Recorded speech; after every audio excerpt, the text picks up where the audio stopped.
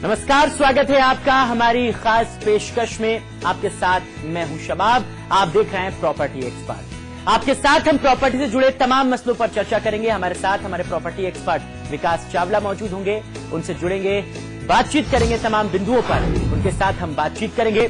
Property expert में आज बात होगी रियल एस्टेट कारोबार के लिए कैसे होगा साल 2014 का, कारोबारियों को मिलेगा लाभ और घर खरीदने से पहले आप रखें किन किन बातों का ख्याल। इन तमाम बातों पर हमारे साथ चर्चा करेंगे विकास जी, उनके साथ हम बातचीत करेंगे। तो चलिए शुरू करते हैं हमारा आज का प्रॉपर्टी एक्सपर्ट।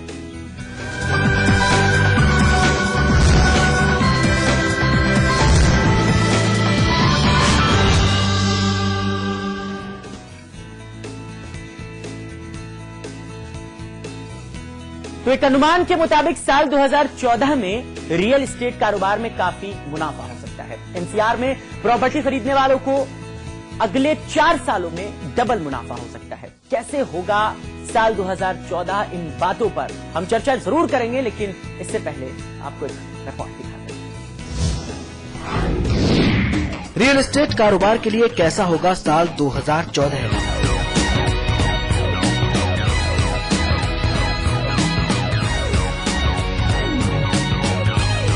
वर्ष 2013 को औसत स्तर का साल बताने वाले प्रॉपर्टी विशेषज्ञों को वर्ष 2014 से काफी उम्मीदें हैं।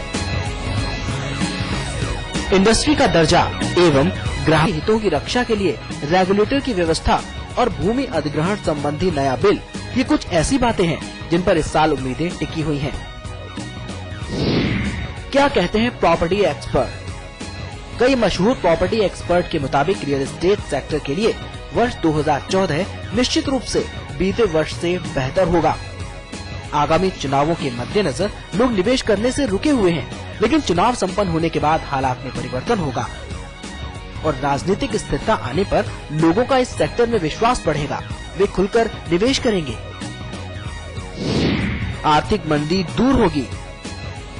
कई प्रॉपर्टी एक्सपर्ट के मुताबिक साल 2014 में रियल एस्टेट सेक्टर को निश्चित तौर पर मजबूती प्रदान करेगा। मौजूदा समय में रियल एस्टेट सेक्टर के मंद होने के पीछे केवल चुनावी हलचल ही नहीं, बल्कि बाजार की मंदी भी है। बाजार में कम नकदी और बाजार सुधार होना भी अब शुरू हो गया है। लगभग 70% से अधिक सुधार हो चुका है। ऐसे में आने वाले वर्ष में निवेशक भी दिल खोलकर अपनी मनचाही प्रॉपर्टी में निवेश करेंगे। ब्याज दरों में होगी कटौती। केंद्रीय रिजर्व बैंक की ओर से दरों में प्रमुख बदलाव नहीं किए जाने की वजह से स्टेट बैंक ऑफ इंडिया और एचडीएफसी जैसे बैंक ने होम लोन की ब्याज दरों में कटौती की। निश्चित है कि इस प्रयोग से रियल्टी सेक्टर को मजबूती मिलेगी और ग्राहकों के लिए ये निवेश करने का बेहतर मौका है।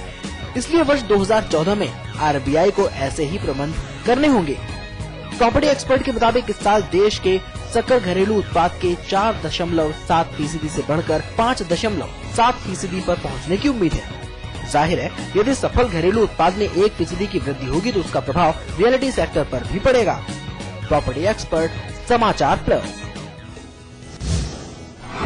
तो सीधे तौर पर 2014 जो है वो बहुत सारी उमंगों को लेकर आया है। प्रॉपर्टी के क्षेत्र में बहुत सारी चीजें हैं। विकास जी से इन्हीं तमाम बिंदुओं पर चर्चा करेंगे। विकास जी, 2014 को कैसे देखते हैं आप? रियल एस्टेट कारोबारियों के लिए किस तरीके से ये जो साल गुजरने वाला है, कैसा दिखता है?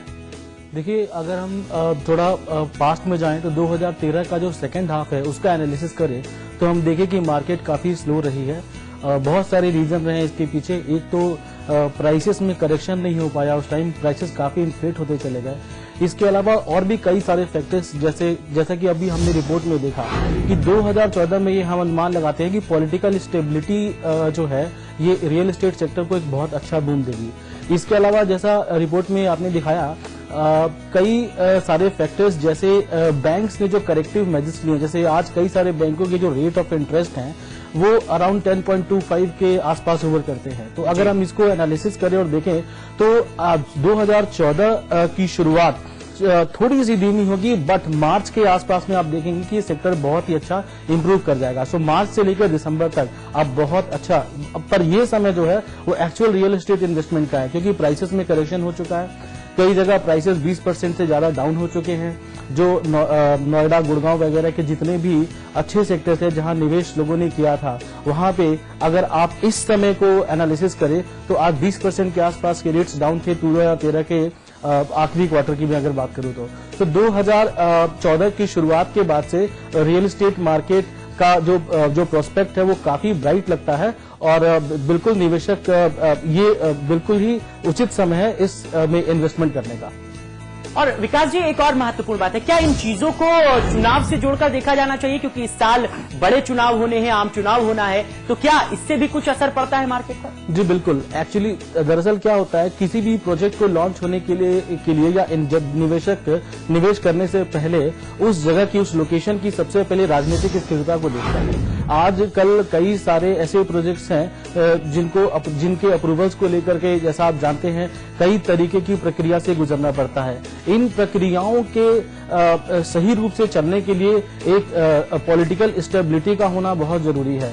बिल्कुल ये बात कुछ हद तक बिल्कुल सही है कि चुनाव के बाद से मार्केट में, रियल एस्टेट मार्केट में जो मंदी आई हुई है उसमें आप सुधार देखेंगे और ये मार्केट काफी इंप्रूव हो जाएगी। और आपने चूंकि बताया कि ये वक्त बहुत ज्यादा बेहतर है इन्वेस्ट करने के लिए अगर आप प्रॉपर्टी में इन्वेस्ट करना चाहते हैं, लेकिन मार्च, फेब की और मार्च की अगर हम बात करते हैं तो वो इकोनॉमिकली वो साल का अंत होता है, तो ऐसे में टैक्सेस और तमाम चीजों की पेचीदगियां होती हैं। लोग मुमकिन होता है बड़ा इन्वेस्टमेंट नहीं करते हैं, या तो वो मार्च के बाद करेंगे या तो फिर जिनको करना था उन्होंने पहले कर लिया। तो क्या इस महीने को इस लिहाज से भी देखा जाए, जो लोग बड़ा इन्वेस्ट करना चाहते हैं क्या उनको करना चाहिए, जबकि टैक्सेशन और तमाम चीजें अभी बाकी हैं?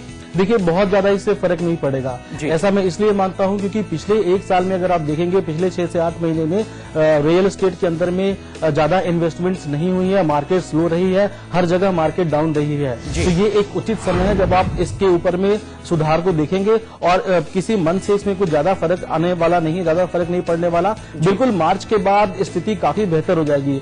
मैं आपको एग्जाम्पल देता हूं, जैसे अगर आप इस समय में अगर आपको रेफर करूं तो नेशनल हाउसिंग बैंक्स की रियल एस्टेट इंडेक्स को अगर आप देखेंगे तो आप देखें कई सारे ऐसे मेट्रो सिटीज हैं, जैसे भुवनेश्वर हो गया, जयपुर हो गया, या नोएडा है, गुड़गांव है। ये कुछ ऐसी जगह है जहां पे इंडेक्स पिछले 2007 को बेस माना जाए तो 90% से ऊपर बढ़ा है और प्राइसेस में काफी ज्यादा सुधार हुए हैं। तो ऐसा कहीं भी नहीं मानना है मेरा कि किसी भी तरह से मार्च या कोई भी टैक्सेशन का बहुत ज्यादा इम्पैक्ट इसमें पड़ने वाला है। अभी हाल ही में एक रिपोर्ट भी एक international property consultant Jones Lang LaSalle ने पब्लिश करी है। उसके मुताबिक भी, उस रिपोर्ट के मुताबिक भी 2014 की शुरुआत से ही इस मार्केट में आप इंप्रूवमेंट को देख सकते हैं।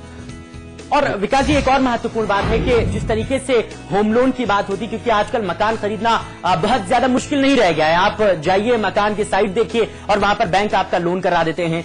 70% तक लोन आपका होना संभव हो गया है आज के दौर में। लेकिन क्या लगता है, आने वाले वक्त में जो होम लोन की दरें हैं, क्या वो भी सस्ती होने के कुछ आसार दिखते हैं? मार्केट क्या कहता है इसके रिगार्डिंग? थोड़ा सा इसमें प्रकाश डालूंगा। कई सारे प्रोजेक्ट्स में 80% तक लोन हो जाता है जी। इसके अलावा बिल्कुल अभी जैसे रिजर्व बैंक ऑफ इंडिया की गाइडलाइंस के अकॉर्डिंग रेपो रेट को भी घटाने की बात चल रही है। तो बहुत सारी लिक्विडिटी आप देखेंगे इस तरीके से मार्केट में आ सकती है, जिसका रेट ऑफ इंटरेस्ट पे बिल्कुल फर्क पड़ेगा और ये डायरेक्टली इन्फ्लेशन को कम करते हुए, रेट ऑफ इंटरेस्ट को कम करते हुए, जो आज जैसा मैंने आपको बताया 10.25% तक पहुंच गया है, इसके और भी कम होने के आसार हैं और इससे आप मार्केट में स्थिरता और सुधार को जरूर देखेंगे। और आने वाले वक्त में लोगों को क्या सलाह देंगे, कैसे उनको मकान को खरीदने के लिए किन किन बातों का ध्यान रखना है, और अगर इस दौर में वो मकान खरीदने जा रहे हैं तो क्या क्या बातें उनके जहन में होनी चाहिए? देखिए, ये सबसे जरूरी है कि आप कौन सी सिटी में मकान को प्रेफर कर रहे हैं। मैं कुछ एग्जांपल आपको एनसीआर के दूंगा। जैसे नोएडा में अगर आप प्रॉपर्टी खरीद रहे हैं तो आप यहाँ की सारी जो लैंड है वो लीज होल्ड होती है। यहाँ सबसे पहले आप लीज डीड को चेक कर लें कि क्या बिल्डर ने अपने नाम पे लीज डीड करा रखी है या नहीं। पेमेंट शेड्यूल को देख लें कि क्या बिल्डर ने अथॉरिटी को टाइम से पैसा दिया है या नहीं दिया है। इसके अलावा उस डेवलपर के ट्रैक रिकॉर्ड को देखना आपके लिए बहुत जरूरी है। इसके अलावा आप देखिए कि क्या सरकारी पब्लिक बैंक्स ने भी उस प्रोजेक्ट को अप्रूव किया है या नहीं। वहाँ के इंफ्रास्ट्रक्चर को डेवलप करने की जिम्मेवारी किसकी है और बिल्डर किस टाइम पे पोजीशन देने की बात को कर रहा है और कंस्ट्रक्शन की फेज क्या है। कई सारे फैक्टर्स हैं जो मकान खरीदने के समय के पहले जरूर देख लिए जाने चाहिए। लेकिन एक बात और भी होती है, कई जो बड़े प्रोजेक्ट्स होते हैं जहां पर एक जैसी कई इमारतें बनी होती हैं, वहां पर एक इमारत को तो बनाकर खड़ा कर दिया जाता है, उसके बाद जो प्रॉपर्टी डीलर होते हैं, जो बिजनेसमैन होते हैं, वो उसी को दिखाकर तमाम और चीजों के लिए आपसे पैसा ले लेते हैं। वो कहते हैं बिल्कुल सेम हम आपको बना के देंगे, 3 साल में दे देंगे। लेकिन कई बार वो 3 साल 5 साल में तब्दील होते हैं, 5 साल 7 साल में तब्दील होते हैं, लोगों को उनका मकान नहीं मिल पाता। जब लोग इस बात की शिकायत करते हैं तो जितना उन्होंने पेमेंट किया था उतना ही पैसा उन्हें वापस किया जाता है, कोई ब्याज नहीं मिलता, कुछ नहीं मिलता। तो ये भी धोखाधड़ी एक बड़ा महत्वपूर्ण विषय है प्रॉपर्टी खरीदने में। देखिए, इसके लिए सबसे जरूरी है इस तरीके की इन्वेस्टमेंट को करने से पहले पूरी प्रिकॉशन ले ली जाए। जैसे अगर किसी एक इमारत को दिखा करके दूसरी इमारत के ऊपर में बैंक से अप्रूवल नहीं लिया जा सकता है। बैंक उसी केस में अप्रूवल प्रदान करते हैं जब प्रोजेक्ट की कंस्ट्रक्शन स्टेज हो गई हो, और बैंक उसी केस में पैसा रिलीज करते हैं जब उसकी कंस्ट्रक्शन हो रही हो। तो किसी भी तरीके से बिल्डर इस कानूनी प्रक्रिया से नहीं बच सकता है। दूसरी सबसे जरूरी बात यह है कि आप बिल्डर का ट्रैक रिकॉर्ड जरूर देखें। कुछ ऐसे नामी बिल्डर्स हैं जिसमें आपको ट्रस्ट करना ही पड़ता है और उन्होंने टाइम पे पहले पोजीशन दिया होता है, डिलीवरी दी गई होती है। और अगर आप सारे पेपर्स को टाइमली चेक कर लेंगे तो मुझे लगता है कि ऐसी कोई समस्या नहीं आने वाली। इसके बाद भी अगर ऐसी कोई समस्या आती है तो आप हर तरीके की कानूनी प्रक्रिया को अपना सकते हैं। उसके ऊपर में आप लीगल एडवाइस भी ले सकते हैं और आप अपने आप को इस तरीके से सेफ रख सकते हैं। बिल्कुल, वाकई में महत्वपूर्ण जानकारियां आपने हमारे दर्शकों को उपलब्ध कराई है कि मकान खरीदने से पहले किन किन बातों का ध्यान रखना चाहिए। लेकिन 2014 के अंतर्गत बहुत सारी चीजें हैं। एक छोटा सा ब्रेक यहां पर विकास जी हम ले रहे हैं। ब्रेक के बाद जब लौटेंगे तब बात करेंगे तमाम और बिंदुओं पर और जानेंगे कि 2014 में कैसे आपका सपना घर खरीदने का पूरा हो सकता है बेहतर तरीके से।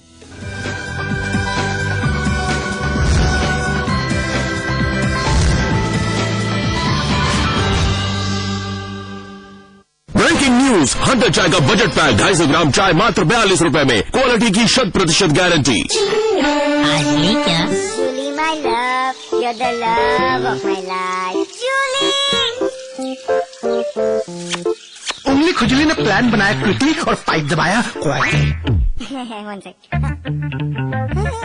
Hello.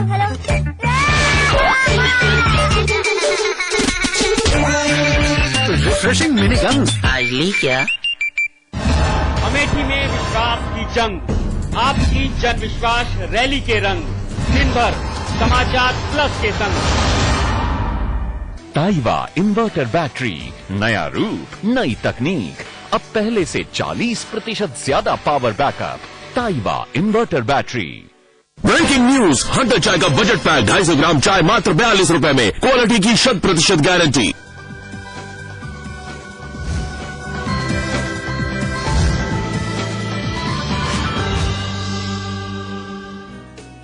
ब्रेक के बाद स्वागत है आप सबका। आप देख रहे हैं प्रॉपर्टी एक्सपर्ट। घर खरीदने या बेचने से पहले आपको कुछ बातों का ख्याल रखना बहुत ही जरूरी है ताकि आपको इस घर को खरीदने के बाद किसी तरह की कानूनी परेशानी ना आए और आप निश्चिंत होकर अपने घर में चैन की सांस ले सकें।